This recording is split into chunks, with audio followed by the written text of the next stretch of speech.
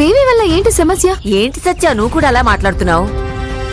ఆయన కోపంగా ఫోన్లో మాట్లాడి నా కుటుంబాన్ని నాశనం చేయడానికి వచ్చింది, నా పరువు మర్యాద అన్నీ కూడా గొయ్యి తవ్వి పాతి పెట్టి వెళ్ళింది అని చెప్పారు.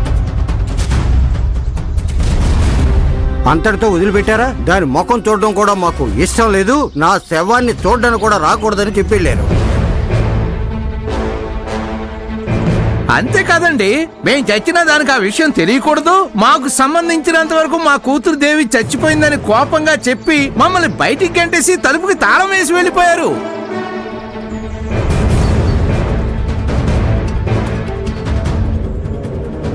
ఇప్పుడు చూడండి, ఆయన మాట్లాడిన మాటల వల్ల మా ఊరి సమస్యను మర్చిపోయి ఆయనకి ఇవ్వడానికి తీసుకొచ్చిన ప్రసాదం కూడా అలాగే ఉండిపోయింది. అక్క కొంచెం అయినా కన్నీళ్లు పెట్టక్క, ఏడు అని చెప్తున్నాను కదా.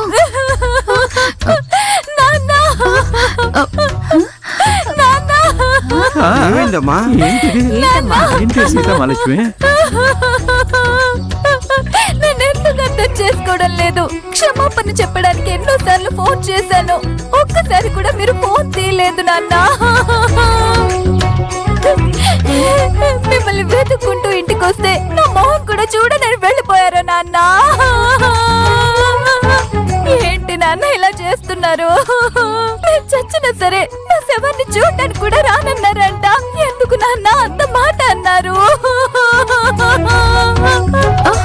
అక్క అక్క దేవి అక్క, ఏడవకక్క, ఏడవకక్క ప్లీజ్ అక్క.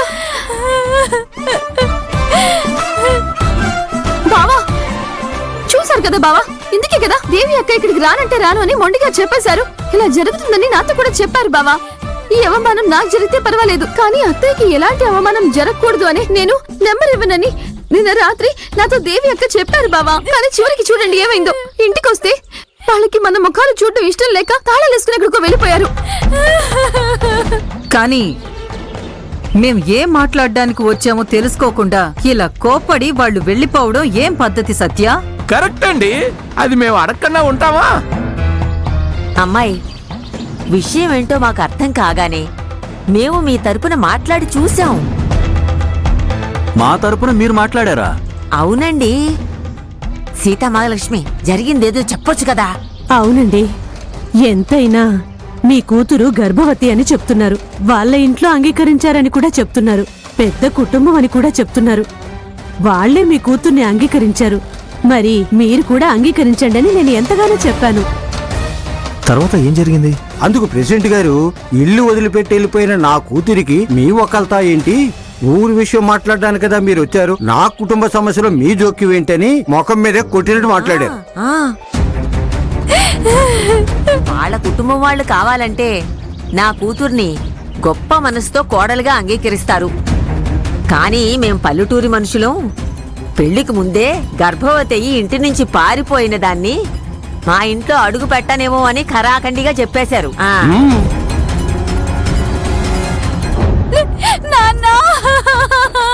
నన్ను క్షమించరా నాన్న, నన్ను ఇంట్లోకి రానివ్వరా నాన్న. అయ్యో అక్క, నువ్వు కొంచెం ఓరుగా ఏడవకక్క. వరదరాజు గారు, దేవి గర్భవతి, పాపం తను ఎంతగా కష్టపడుతుందో వాళ్ళతో ఇంకొంచెం స్ట్రాంగ్ గా మాట్లాడి ఉండొచ్చు కదా. సార్, నేను మాట్లాడకుండా ఉంటానా చెప్పండి? గట్టిగా మాట్లాడానండి. అయ్యా, నాకు కూడా ఒక్కరితే కూతురు, అది కూడా ప్రేమించి పెళ్లి చేసుకుంది. ఆ విషయం నాకు తెలిసిన వెంటనే దాన్ని నేను నరికి చంపేయాలన్నంత కోపం వచ్చింది. అయినా నేను కూడా ఒకసారి ఆలోచించి చూశాను, అయ్యో మనకున్నది కూడా ఒక్కరితే కూతురు కదా, ఎందుకు ఇలా చేయాలని మనసు మార్చుకుని వాళ్ళ పెళ్లిని అంగీకరించా. కానీ ఒక్క విషయం అయితే నిజం సార్, నేనే సంబంధం చూసినా కూడా అలాంటి అబ్బాయిని తీసుకురాలేకపోయేవాడిని సార్. మాకు బంగారం లాంటి అల్లుడు దొరికాడని మా విషయం చెప్పి వాళ్ళిద్దరూ సంతోషంగా జీవిస్తారని చెప్పా. అందుకు ఆయన రై పోరా, నాకు తెలీదా ఏంటి అని ఆయన నన్ను తిట్టి వెళ్ళిపోయారు సార్. నేనేం చేయగలను సార్? ఇంతకు మించి నేనేం మాట్లాడగలను సార్? మీరే చెప్పండి. ఓహో, వాళ్ళ ఇంటికి వస్తారు, వస్తే వాళ్ళ ముఖాలు చూడడం కూడా మాకు ఇష్టం లేదు, అందువల్ల మా గుమ్మం దగ్గరుండి వాళ్ళు రాగానే మేం చెప్పిన విషయం చెప్పి వాళ్ళ ముఖాలకి మసి రాసి పంపించండి అని వాళ్ళు చెప్పారు, నేను చెప్పలేదు.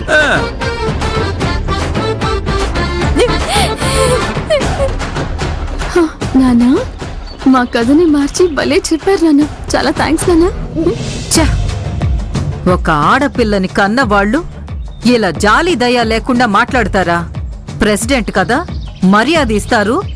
వియ్యంకుడు అని గౌరవించి మాట్లాడడానికే కదా వచ్చాం. ఇలా మమ్మల్ని అవమానించి వెళ్ళిపోయారు. చూడండి వదినా, లోకంలో ఎవరైనా తమ కూతురు అత్తారింట్లో సంతోషంగా ఉండాలని తల్లిదండ్రులు ఎన్ని త్యాగాలు చేస్తున్నారు. కానీ వీళ్ళ పొగరు చూసారా?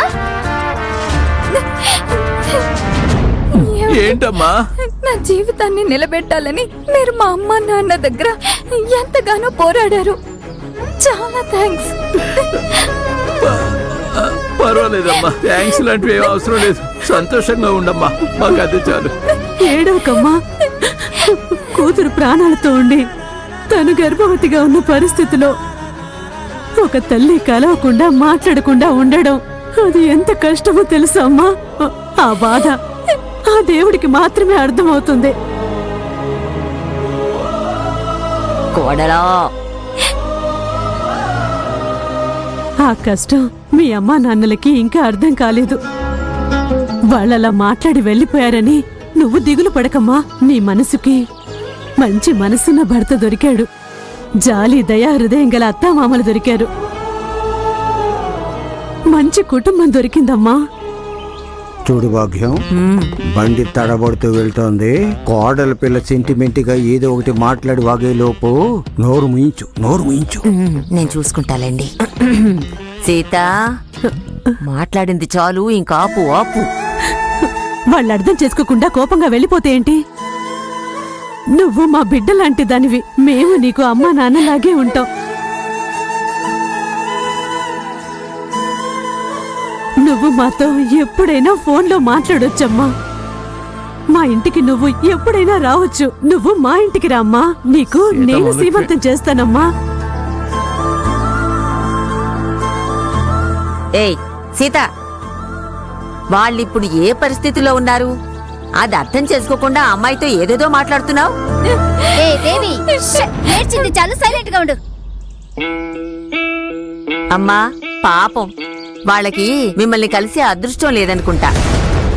మరిప్పుడు ఏం చెయ్యాలనుకుంటున్నారో కాస్త ఆలోచించండి.